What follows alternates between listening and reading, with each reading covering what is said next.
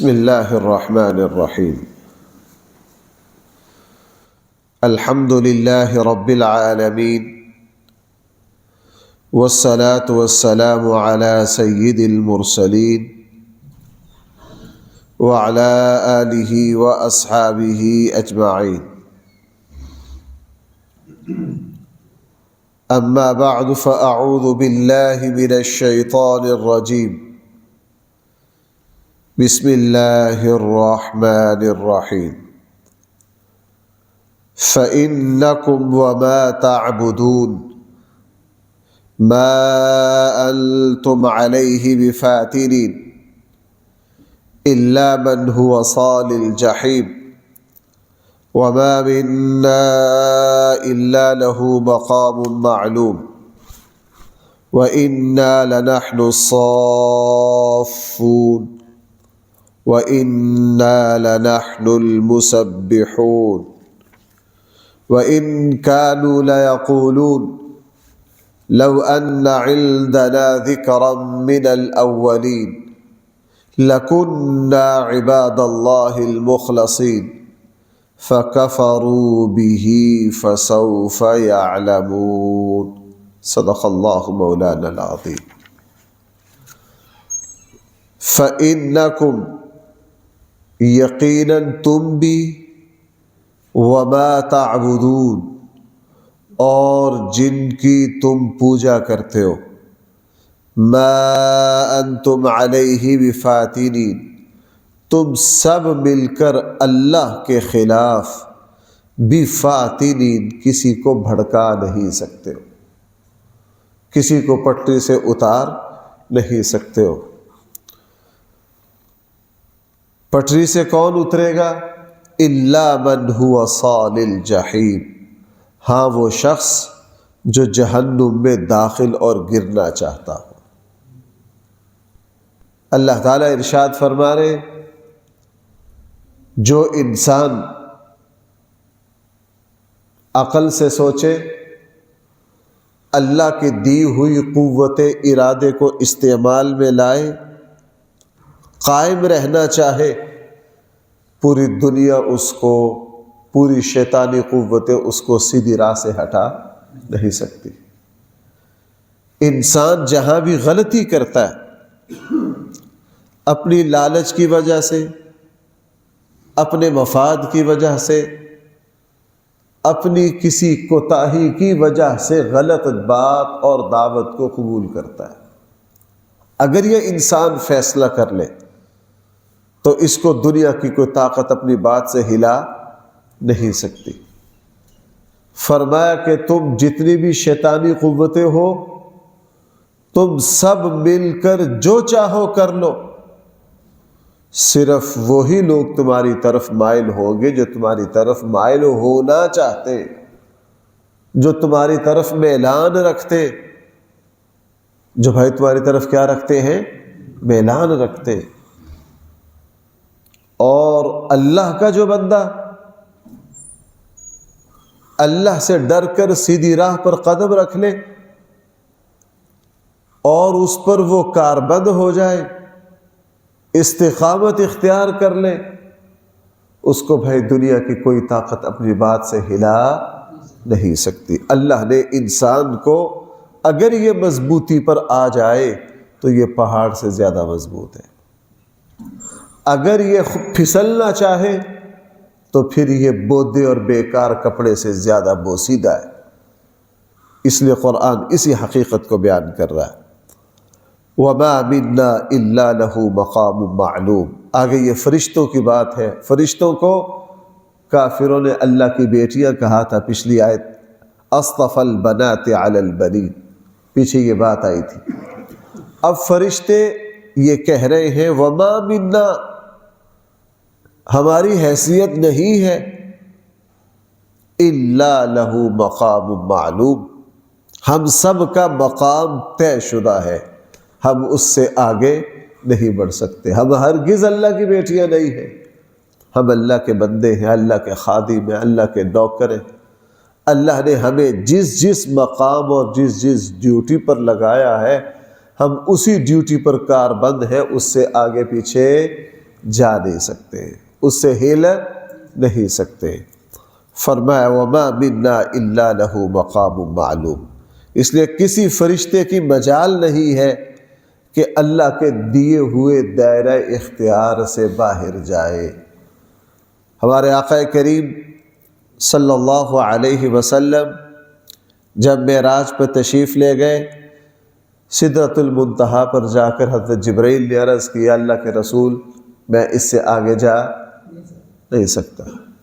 اسی کو یہاں فرما رہے ہیں وَإِنَّا لَنَحْنُ الصَّافُونَ، ہم تو اللہ کے سامنے صفیں باندھے رہتے، ہم تو اللہ کے سامنے، فرشتے یہ کہہ رہے ہیں جب ہم غلامانہ حیثیت میں اللہ کے سامنے صفیں باندھے رہتے ہیں تو ہم اللہ کی بیٹیاں کدھر سے آ گئے، اللہ کی اولاد، ہم تو اللہ کے محکوم ہیں، ہم تو اللہ کی مخلوق ہیں، ہمارا کام ہے اللہ کے سامنے بھائی کیا کرنا، اللہ تعالیٰ کی اطاعت کے لیے صفیں باندھ کر رہنا۔ ہمارے آقا صلی اللہ علیہ وسلم نے فرمایا جب میں معراج پر گیا میں نے آسمان پر 4 انگلیوں کے برابر بھی کوئی جگہ ایسی نہیں دیکھی جہاں کوئی نہ کوئی فرشتہ اللہ تعالیٰ کے سامنے سجدہ ریز نہ ہو۔ اور حدیث مبارکہ میں آتا ہے کہ اللہ تعالیٰ کی طرف سے جب حضرت جبرائیل کو کوئی آرڈر ملتا ہے اور حضرت جبرائیل تمام آسمانوں کے متعلقہ اداروں میں وہ آرڈر پہنچاتے ہیں تو سارے فرشتے اللہ تعالیٰ کی اطاعت اور فرما برداری میں پر مارتے ہیں اور کانپ جاتے ہیں اللہ تعالیٰ کے روب اور اللہ تعالیٰ کے جلال کی وجہ سے۔ اس لیے فرمایا وَإِنَّا لَنَحْنُ الصَّافُونَ، ہم تو اس اللہ کے سامنے صفیں باندھے ہوئے۔ ہمارے آقا صلی اللہ علیہ وسلم نے قرآن نے فرشتوں کی صفوں کا، بھائی سورت کا نام کیا ہے؟ سورۃ الصافات، وَالصَّافَّاتِ صَفًّا، فرشتوں کی صفت قسم ہے ان کی جو اللہ کے سامنے صفیں باندھ کر کھڑے ہوتے ہیں۔ وَجَاءَ رَبُّكَ وَالْمَلَكُ صَفًّا صَفًّا، کل قیامت والے دن تیرے رب کے سامنے سارے فرشتے ساری مخلوق غلامانہ حیثیت میں، بھائی کس میں؟ غلامانہ حیثیت میں صفیں باندھ کر تیرے رب کے سامنے، جو نوکروں والی حیثیت میں سامنے کھڑا ہو، بھائی وہ کیسے مالک ہو سکتا ہے؟ ہم جو ہیں ہم کیسے مالک ہو سکتے ہیں؟ ہم کیسے خالق ہو سکتے ہیں؟ ہماری کوئی اوقات نہیں ہے، ہم تو اللہ کے سامنے سجدہ ریز ہیں، ہم تو اللہ کے بندے ہیں، ہم تو اللہ کی مخلوق ہیں، ہم تو اللہ کے محکوم ہیں، اللہ تعالیٰ کا آرڈر ہم پر چلتا ہے، ہم تو اللہ تعالیٰ کے زیر دست ہیں، ہم تو اللہ تعالیٰ کے ایک ایک اشارے کے بھائی کیا ہے؟ محتاج ہے۔ بندے کی کسی بھی مخلوق کی حیثیت خود بتا دیتی ہے، بھائی آپ کسی دفتر میں جائیں تو خود پتہ چل جاتا ہے کہ یار اس دفتر کا انچارج کون ہے، معاون کون ہے، کیوں بھائی پتہ چل جاتا ہے کہ نہیں؟ پتہ چل جاتا ہے۔ انسان کی مصروفیت انسان کی حیت خود بتا دیتی، انسان کی حیت خود بتا دیتی ہے۔ ہمارے ایک استاد تھے اور وہ اپنے ایک شاگرد سے ناراض ہو گئے، وہ جو شاگرد ہے وہ میرے ہم دوست بھی، ہم کلاس بھی ہیں۔ انہوں نے کہا استاد کافی عرصہ ناراض رہے، اتفاق سے حرم میں ملاقات ہو گئی۔ کہاں؟ حرم میں ملاقات ہو گئی۔ کل کے بیت اللہ کے صحن میں استادوں سے ملاقات ہو گئی، میں نے استادوں سے اپنی غلطی کی معافی مانگنا چاہی، استادوں نے کہا بندہ خدا میں اپنے بخشوانے آیا ہوں۔ کیا کہا؟ اور میں اپنی معافی مانگنے آیا ہوں، تو مجھ سے معافی مانگنا آیا؟ مجھے اپنی پڑھی ہوئی ہے، مجھے اپنی پڑھی ہوئی ہے، میں تو یہاں اپنی بخشوانے آیا ہوں۔ تو بندہ کی، بھائی انسان کی ایک ایک ادا بتاتی ہے کہ ہم مالک نہیں ہیں، ہم مملوک ہیں، ہم خالق نہیں ہیں، ہم کیا ہیں؟ عبد اور بندے ہیں، ہم اللہ کے عاجز بندے ہیں۔ ہم سب نے ابھی اللہ کے سامنے سجدہ کیا ہے، ہم سب اللہ کے سامنے جھکے ہیں، اور یہی کیفیت کس کی ہے؟ فرشتوں کی ہے۔ بھائی یہی کیفیت کس کی ہے؟ فرشتوں کی ہے۔ ساری مخلوق اللہ کی بندگی میں ہے، بادشاہت تو صرف اور صرف کس کی ہے؟ اللہ کی ہے۔ وَإِنَّا لَنَحْنُ الصَّافُونَ۔ اور اس لیے ہمارے آقا صلی اللہ علیہ وسلم نے یہ بھی فرمایا لوگوں، فرشتے جس طرح صفیں باندھ کر کھڑے ہوتے ہیں تم بھی صفیں اسی طرح باندھا کرو۔ صحابہ اکرام نے پوچھا اللہ کے رسول کس طرح؟ فرمایا جس طرح فرشتوں کی صفوں میں خلا نہیں ہوتا تمہاری صفوں میں بھی خلا نہیں ہونا چاہیے۔ اور یہی نماز کی صفوں کا حکم ہے، نماز کی صفوں میں اچھی طرح مل مل کے کھڑا ہونا ہے۔ درمیان میں اگر کوئی خالی جگہ ہو اس کو بھائی فوراً کیا کرنا ہے؟ پر کرنا ہے۔ اگر آپ نماز پڑھ رہے ہیں، درمیان میں سے کسی کا وضو ٹوٹ گیا، کوئی چلا گیا، تو ساتھ والے فوراً کیا کریں گے؟ مل جائیں گے، خالی جگہ نہیں چھوڑیں گے، خالی جگہ نہیں چھوڑیں گے۔ اور اگر درمیان میں ہی پتہ چلا کہ یار میرے اور درمیان والے میں ایک بالش جگہ فارغ پڑی ہے، تو نماز کے درمیان بھی فوراً کیا کریں گے؟ مل جائیں گے، صفوں کو سیدھا بھی کریں گے اور کندھوں کو کندھوں سے ملا کر بھی رکھیں گے تاکہ خلا۔ ہاں ہمارے یہاں کچھ دوست وہ ہیں جو پاؤں کی انگلی سے پاؤں ملائیں گے، کندھے سے کندھا ملائیں گے، اتنا چپکیں گے کہ ساتھ والے کو پریشان کر دیں گے۔ یہ حدیث کے خلاف ہے۔ یہ کس کے خلاف ہے؟ حدیث کے خلاف ہے۔ ہمارے آقا صلی اللہ علیہ وسلم جب صف سیدھی فرماتے، اب بھی حرم کے ائمہ حدیث کے وہ الفاظ دہراتے اکثر، صفوا صفوفکم، سدوا الخلل واعتدلوا، یہ الفاظ بولتے ہیں کہ نہیں؟ صفیں اچھی طرح سیدھی کر لو، سدوا الخلل، درمیان میں جو خلل ہو اس کو پر کر لو، واعتدلوا، اعتدال سے کھڑے۔ اس کا یہ مطلب نہیں کہ ایک دوسرے سے دھکے دینے، ایک دوسرے سے اس طرح نہیں، واعتدلوا، اعتدال کے ساتھ، بالکل جگہ خالی بیچ میں نہ ہو، مل کے کھڑے ہو۔ لیکن اسلام نے ہر جگہ اعتدال بتایا، اسلام نے ہر جگہ کیا بتایا ہے؟ اعتدال بتایا۔ وَإِنَّا لَنَحْنُ الْمُسَبِّحُونَ، فرشتے کہہ رہے ہیں ہم تو اس اللہ ہی کی تسبیح کرنے والے، ہم تو کس کی پاکی بیان کر رہے ہوتے ہیں؟ ہر وقت اللہ کی تسبیح کر رہے ہوتے ہیں۔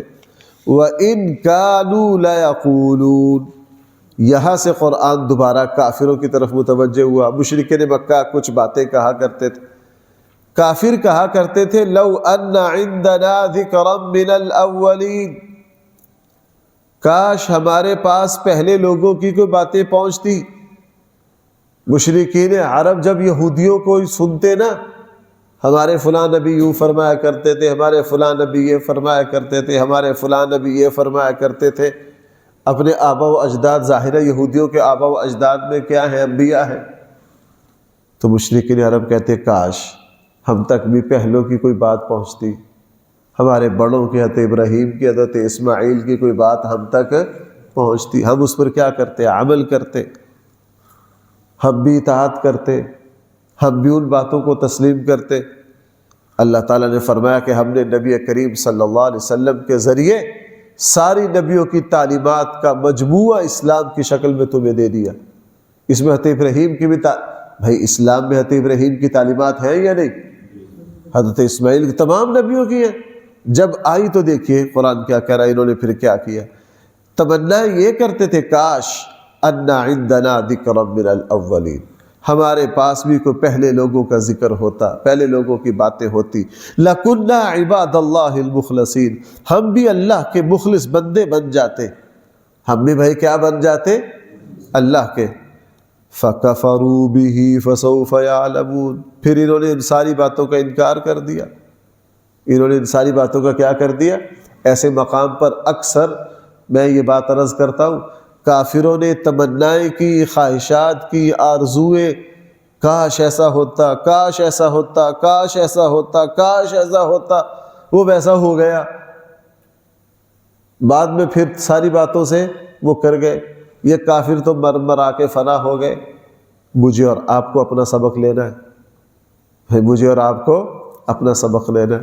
کیا ہم نے بھی زندگی میں کچھ نیکیوں کی تمنائیں کی ہوئی ہیں؟ اگر کی ہوئی ہے، آیا ہم نے ان کو پورا کیا ہے کہ نہیں؟ بھائی میں غلط تو نہیں کہہ رہا ہوں؟ اگر اللہ بیٹا دے گا، اگر اللہ اولاد دے گا، یوں کروں گا، یوں کروں گا، اگر میرا کاروبار چل گیا یوں کروں گا، اگر اللہ نے مجھے صحت دے دی حج کروں گا، اب صحت ملے 10 سال ہو گئے، وہ گیا حج، وہ گیا عمرہ، اگر اللہ نے میرے ساتھ مہربانی کی تو اس طرح کروں گا، اللہ نے مہربانی دے دی تو اللہ تعالیٰ کے سارے فضلوں کو بھول گئے، اللہ کے سارے فضلوں کو نہ۔ مجھے بھی اور آپ کو بھی اللہ تعالیٰ سے کیے ہوئے وعدوں کو یاد رکھنا۔ کل قیامت والے دن اللہ پوچھے گا، میرے بندے تو نے فلاں موقع پر میرے ساتھ یہ معاہدہ کیا تھا، تو نے فلاں موقع پر میرے ساتھ یہ، یا ایھا الذین آمنوا اوفوا بالعقود، حدیث میں ہے اللہ سے کیے ہوئے وعدوں کو بھی، اللہ سے کیے ہوئے وعدوں کو بھی پورا کرنا بھائی۔ وَلَقَدْ سَبَقَتْ كَلِمَتُنَا لِعِبَادِنَا الْمُرْسَلِينَ۔ اب سورت کا خلاصہ شروع ہو گیا۔ میں نے آپ کو اکثر عرض کیا جب سورت کی آخری آیات آتی ہے پھر قرآن کریم پورے سورت میں جو مضامین آتے ہیں ان کا کیا کرتے ہیں؟ خلاصہ۔ چونکہ اس سورت میں حضور کا تذکرہ آیا، حضرت نوح کا تذکرہ آیا، حضرت لوط کا تذکرہ آیا، حضرت الیاس کا تذکرہ آیا، حضرت ابراہیم کا تذکرہ آیا، حضرت اسماعیل کا تذکرہ آیا، حضرت اسحاق علیہ السلام کا تذکرہ آیا، حضرت موسیٰ علیہ السلام کا تذکرہ آیا، حضرت ہارون علیہ السلام کا تذکرہ آیا، حضرت یونس علیہ السلام کا تذکرہ آیا، اللہ کے نبیوں کا تذکرہ بار بار آیا۔ اب صورت مکمل ہو رہی ہے۔ قرآن کریم نے آخر میں فرمایا وَلَقَدْ سَبَقَتْ كَلِمَتُنَا، یقیناً ہم پہلے ہی یہ بات طے کر چکے ہیں، ہمارا فیصلہ ہو چکا ہے، لکھا جا چکا ہے، لِعِبَادِنَا الْمُرْسَلِينَ، اپنے نبیوں کے لیے، اپنے ان بندوں کے لیے مرسلین جو رسولوں میں سے ہیں۔ کیا فیصلہ ہو چکا ہے؟ اِنَّهُمْ لَهُمُ الْمَنْصُورُونَ، بے شک ان کی ہر حال میں مدد کی جائے گی۔ وَإِنَّ جُنْدَنَا لَهُمُ الْغَالِبُونَ، اور جا کے ہمارے لشکر ہی غالب آتے ہیں۔ ایک جگہ فرمایا اِنَّا لَنَنْصُرُ رُسُلَنَا، ہم اپنے بندوں کی ہر حال میں مدد کریں گے۔ ہم اپنے بندوں کی ہر حال میں کیا کریں گے؟ ہاں، کبھی تمہیں لگے گا کہ شاید نبیوں کی دعوت ہار گئی، لیکن نہیں، آخر کار اللہ کس کو غالب کریں گے؟ اللہ تعالیٰ انبیاء کی بات کو، سچائی ہی غالبہ۔ آپ دنیا میں دیکھ لیجئے، آپ دنیا میں ہمارے ملک میں دیکھ لیجئے، ہم نے تو جب ہوش سنبھالا ایک جھوٹ چلتا ہے، میڈیا پر بڑا شور مچتا ہے، لگتا ہے یہ جھوٹ جو ہے جڑیں گاڑ گیا، سال ڈیڑھ سال کے بعد اس کو کوئی پوچھتا بھی بھائی آپ میری بات سمجھ رہے ہیں؟ پھر کوئی دوسرا، چلو یار میں آج کل کس بات، ایک بیانیہ آتا ہے وہ جاتا رہتا ہے، پھر دوسرا آتا ہے وہ جاتا رہتا ہے، پھر تیسرا آتا ہے وہ جاتا رہتا ہے۔ دنیا میں باطل اور جھوٹ جو ہے اس میں قرار نہیں ہوتا، اس میں قرار نہیں ہوتا۔ سچائی اپنی جگہ قائم رہتی ہے، سچائی کیا رہتی ہے؟ اپنی جگہ قائم رہتی ہے، سچائی اپنی جگہ۔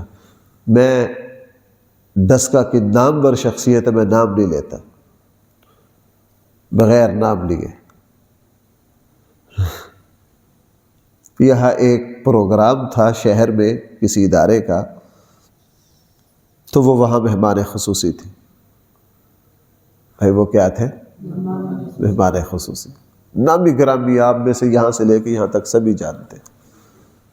نظریات ان کے بڑے بے دینی والے، دین بیزار ہیں، بلکہ بعض دفعہ دہریت کی باتیں کرتے ہیں۔ تو دینی مدرسوں پر شروع ہو گئے۔ مجھے ایک دفعہ تیش تو آیا درمیان میں، لیکن میرے حکمتاً دوستوں نے کہا دفعہ کرو یہ جو۔